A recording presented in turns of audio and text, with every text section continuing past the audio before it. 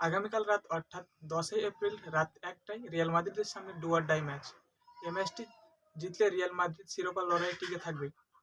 বর্তমানে লা লিগার পয়েন্ট টেবিলে বার্সেলোনা 30 ম্যাচে 76 পয়েন্ট নিয়ে শীর্ষে অবস্থান করছে এবং রিয়াল মাদ্রিদ 30 ম্যাচে 69 পয়েন্ট নিয়ে দ্বিতীয় স্থানে অবস্থান করছে। 7 পয়েন্টের ব্যবধান রয়ে গেছে ইতিমধ্যেই 30 ম্যাচ শেষে, যেখানে লা লিগায় আর মাত্র 8টি ম্যাচ বাকি রয়েছে।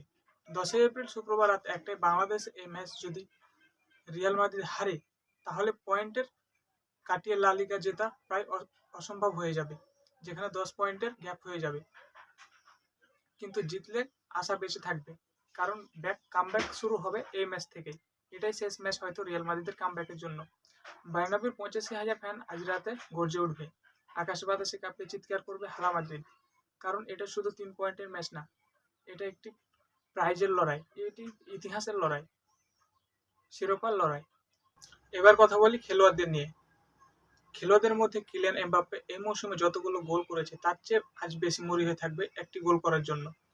অন্যদিকে ভিনিসিয়াস জুনিয়র তার স্পিড, তার ড্রিবল, তার অ্যাসিস্ট করার দক্ষতা দিয়ে জিরোনার প্লেয়ারদের ডিফেন্সকে ছিন্ন ভিন্ন করে দিতে পারে। আবার যদি জুড বেলিংহামের কথায় আসি, তিনি তার প্রত্যেকটি ট্যাকল, প্রত্যেকটি পাস জুড বেলিংহামের কাছ থেকে সবকিছু পাওয়ার আশা থাকে। জিরোনা মাঝারি মানের দল, তারা ভালো খেলে থাকলেও সান্তিয়াগো বার্নাব্যুতে কোনো দলই সবসময় জেতার জন্য সহজ নয়।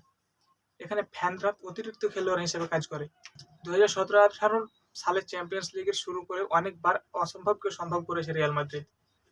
আমার প্রেডিকশন রিয়াল মাদ্রিদ আজকের ম্যাচটি 3-1 গোলে জিতবে। আপনাদের প্রেডিকশন জানতে পারেন কমেন্ট বক্সে, সেই জন্য কমেন্ট বক্স খোলা আছে।